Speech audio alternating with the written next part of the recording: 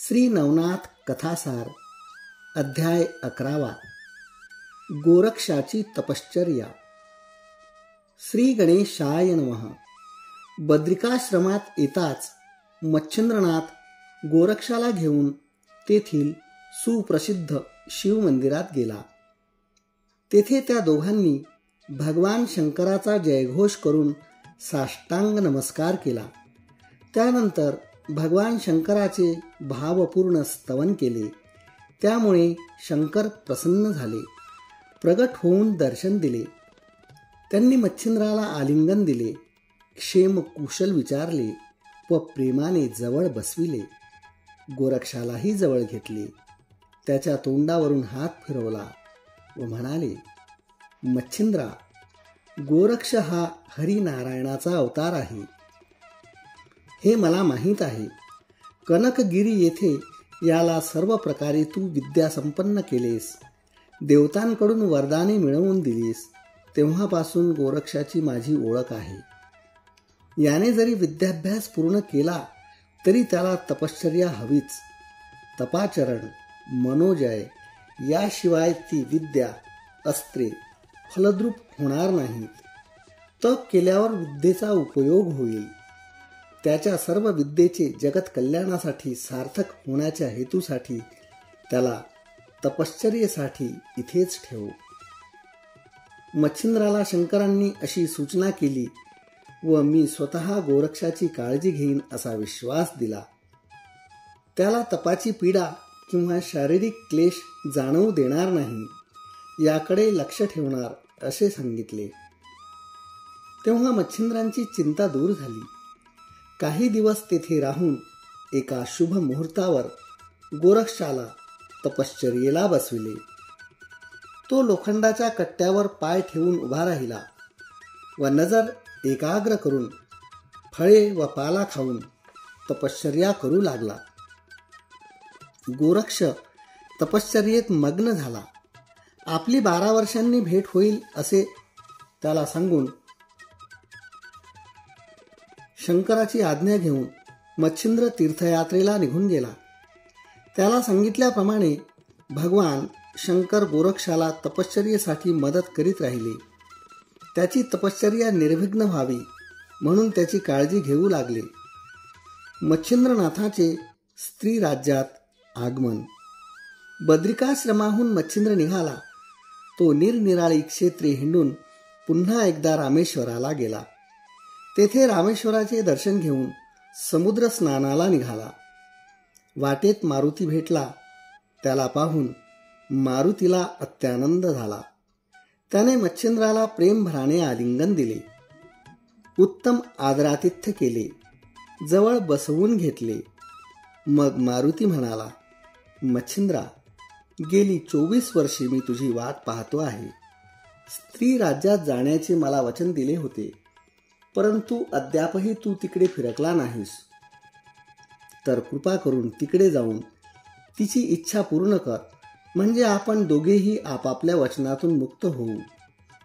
मच्छिंद्रनाथ इथे येऊन तुझी इच्छा पूर्ण करील असे मी तिला सांगितले आहे. ते वचने पाळण्याची संधी आता आली आहे.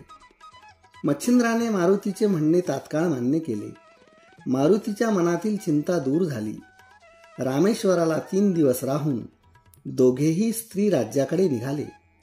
वाटेत अनेक ठिकाणी मुक्काम करीत गौड बंगाल प्रांतावरून स्त्री राज्यात गेले. स्त्री राज्याची राणी मैनाकिनी सुशील, सुंदर, व्यवहार कुशल आणि ऐश्वर्य संपन्न होती. तिच्या राज्यातील सर्व व्यवस्था स्त्रियाच उत्तम रीतीने व्यवस्थित पार पाडित होत्या. तेथे नावालाही पुरुष नव्हता. मारुती आणि मच्छिंद्र दोघांनी राजवाड्यात प्रवेश केला तेव्हा त्यांच्या स्वागतासाठी स्वतः राणी समोर आली. त्यांना आदरपूर्वक आपल्या महालात आणले. सोन्याच्या आसनावर बसवून त्यांची पूजा केली व हा दुसरा आपल्याबरोबर कोण आहे म्हणून मारुतीला विचारले. मारुती म्हणाला, राणी, मागे मी तुला विषय विलास भोगाचे सुख देईन म्हणून वचन दिले होते व मच्छिंद्रनाथाची भेट करून देण्याविषयी पण म्हटले होते. त्याप्रमाणे त्याला येथे घेऊन आलो आहे. तू याची सेवा कर, तो तुझे सर्व मनोरथ पूर्ण करेल. मैनाकिनीला आनंद झाला. तिच्या आग्रहावरून 3 दिवस तेथे राहून पुन्हा सेतुबंध रामेश्वराला परतला आणि राम चिंतनात मग्न झाला. त्याला वचन दिल्याप्रमाणे मच्छिंद्र स्त्री राज्यात राहिला. इकडे मच्छिंद्र विषयभोगाच्या सुखात निमग्न होऊन मैनाकिनीने त्याच्या सेवेत कसलीही उणीव ठेवली नाही. भरजरी वस्त्रे, दासी, अलंकार, मनोरंजन, उत्तम भोजन, राणीचा सुखकर सहवास, उत्तम शरीर सुख प्राप्ती यामुळे मच्छिंद्राला सुखाची परमावधी झाली. राणी मैनाकिनीही गरोदर राहिली. 9 मास पूर्ण होताच तिने एका बालकाला जन्म दिला. त्याचे नाव मीननाथ ठेवले. त्याच्या रूपाने उपरीचर वसूच अंशावतार घेऊन जन्माला आले होते. अशा रीतीने मैनाकिनी व मच्छिंद्र यांचा संसार सुखात चालला होता. अशी 3 वर्ष संपली. आता इकडे हस्तिनापुरात काय घडले ते पाहू. हस्तिनापुरात कुरुकुळात जन्मेजयाच्या वंशातील 7वा पुरुष बृहद्रव हा राज्य करीत होता. त्यावेळेपर्यंत कलियुगाला आरंभ होऊन 2700 वर्षे उलटली होती. एकदा बृहद्रव राजाने अनेक विद्वान ब्राह्मणांना निमंत्रित करून सोमयागाला प्रारंभ केला. हा यज्ञ वर्षभर चालू होता. वर्षानंतर पूर्णाहुती होऊन यज्ञ कार्य संपन्न झाले. पूर्वी शंकराच्या 3ऱ्या नेत्राच्या प्रलयाग्नीने मदनाचे दहन केले. त्या कामरूपी मदनाची वासनारूपी तनू अनेक वर्षे अग्नीच्या पोटात होती. यज्ञात 1 वर्षभर आहुत्या व तुपाचे भक्षण करून अग्नी अतिशय पुष्ट झाला. 9 नारायणांपैकी अंतरिक्षाने त्यामध्ये संचार केला. यज्ञप्रसंगी हा तेजस्वी गर्भ अग्नीने यज्ञकुंडात टाकला. पूर्णाहुतीनंतर यज्ञकुंडातून रक्षा काढत असताना ब्राह्मणाच्या हाती एक लहान बालक लागले आणि त्याचे रडणेही येऊ लागले. राजाचा मुख्य पुरोहित महाज्ञानी आणि चतुर होता. त्याने ते बालक यज्ञकुंडातून उचलून घेतले व राजाकडे दिले. त्या सुंदर, लोभस आणि तेजस्वी बालकाला पाहून राजाला आनंद झाला. त्याला त्याने प्रेमभराने कुरवाळले. ते बालक घेऊन तो आपल्या अंतःपुरात पत्नीकडे गेला व म्हणाला, सुलोचने, आपण केलेल्या यज्ञामुळे प्रसन्न होऊन अग्नी नारायणाने हा बालक आपल्याला प्रसाद म्हणून दिला आहे. आपल्या मीनकेत पुत्राप्रमाणे हा आपला पुत्र आहे. याचा नीट सांभाळ कर. राणीनेही प्रेमभराने त्या बालकाला हृदयाशी धरले, स्तनपान करविले, थाटात नामकरण समारंभ केले. बाळाचे नाव जालंधर ठेवले. बारशाच्या निमित्ताने गावात साखर वाटली. पुष्कळ दानधर्म केला. हळूहळू जालंधर मोठा होत होता. 8व्या वर्षी त्याची थाटात मौंज केली व त्याचा विद्याभ्यास सुरू झाला. काही काळानंतर जालंधरचा विवाह करावा असे राजाच्या मनात आले व त्याने आपल्या दुर्मणी नावाच्या प्रधानाला राजपुरोहितासह सुयोग्य वधू शोधण्यासाठी गावोगाव पाठविले. ही गोष्ट जालंधरला कळली व त्याला विवाहाच्या संबंधाने अनेक प्रश्न पडले. विवाह म्हणजे काय? तो कशासाठी करतात? या प्रश्नाची उत्तरे जाणून घेण्यासाठी आईकडे जावे व तिलाच विचारावे म्हणून तो राणी सुलोचनाकडे गेला व त्यांनी आपले प्रश्न विचारले. तरीही त्याचे समाधान झाले नाही. त्याला उमज पडली नाही. शेवटी तो मित्रांमध्ये खेळायला गेला आणि मित्रांना तोच प्रश्न विचारला.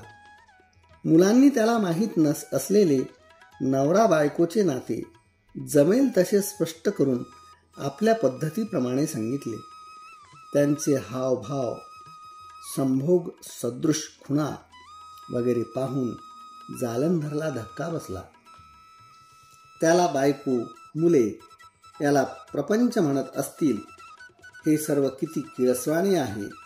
आपण या सर्वांचा त्याग करून निघून जावे, अशा अयोग्य कार्याला प्रवृत्त होऊ नये, असा विचार करून तो गुपचूप राजधानी सोडून बाहेर पडला. नगरवेशीवरील द्वार रक्षकांनी त्याला पाहिले, परंतु तो राजपुत्र असल्यामुळे अळविले नाही. त्याला जाऊ दिले, परंतु हे वृत्त एका दूताकरवी राजाला कळविले. हे वृत्त ऐकताच राजा भयभीत झाला. त्याने जालंधरच्या शोधार्थ लगेच सैनिक पाठविले आणि स्वतःही निघाला. असे होणार याचा जालंधरला अंदाज होताच, म्हणून तो घनदाट अरण्यात शिरला. पर्वत कपारीतून उत्तरेकडे दूर निघून गेला. अंधार पडेपर्यंत राजसैनिक त्याचा शोध घेत होते, परंतु सारे प्रयत्न व्यर्थ गेले. सर्वजण निराश होऊन नगरात परत आले. राजपुत्राचा विरह दुःखाने राणी आक्रोश करू लागली. राजाला सुद्धा शोक आवरेना. भद्रवा राजाचे मित्र, मंत्रीगण, आप्त, वयोवृद्ध प्रधान राजाला पुत्र वियोगाच्या दुःखातून बाहेर काढण्यासाठी त्याची समजूत घालू लागले. महाराज, धीर धरा. तो मुलगा अग्नीचा प्रसाद म्हणून लाभला आहे. त्याला धोका अथवा घात होणार नाही. तो पुन्हा येईल. आपण त्याचा शोध घेण्याचे कार्य खंडित करणार नाही. राजाने मन आवरले. तो पुन्हा राज्यकारभार करू लागला. इकडे दिवसभर चालून दमलेला जालंधर रात्री एका गवताळ जागी झोपला. त्या रात्री त्याला त्या अरण्याला वणवा लागला. तो वेगाने पसरू लागला. अरण्यातील मोठमोठे वृक्ष, वेली, गवत, पालापाचोळा, पशु पक्षी सर्वांना स्वाहा करीत तो अग्निनारायण जालंधर झोपला होता तोपर्यंत आला. भूमीवर आपलाच मुलगा झोपलेला पाहून त्याला आश्चर्य वाटले. आपण याला बृहद्रवा राजाला यज्ञात दिले होते, मग हा असा अवेळी एकटा अनवाणी अरण्यात कसा आला? या विचाराने चिंतित होऊन त्याने मनुष्य देह धारण करून जालंधरला झोपेतून उठवले. प्रेमाने आपल्या मांडीवर घेऊन त्याला अरण्यात या स्थितीत असण्याचे कारण विचारले. परंतु जालंधराने अग्नीलाच तुम्ही कोण आहात असे विचारले. तेव्हा अग्नी म्हणाला, मी तुझी आई आणि बाप आहे. मला अग्नी म्हणतात. हे ऐकून जालंधर म्हणाला, मी बहद्रवा राजा व सुलोचना राणी यांचा पुत्र आहे. मग तुम्ही माझे मायबाप कसे व्हाल? अग्नीला त्याच्या प्रश्नाचे कौतुक वाटले. त्याने त्याला त्याच्या जन्माची सर्व हकीकत सांगितली.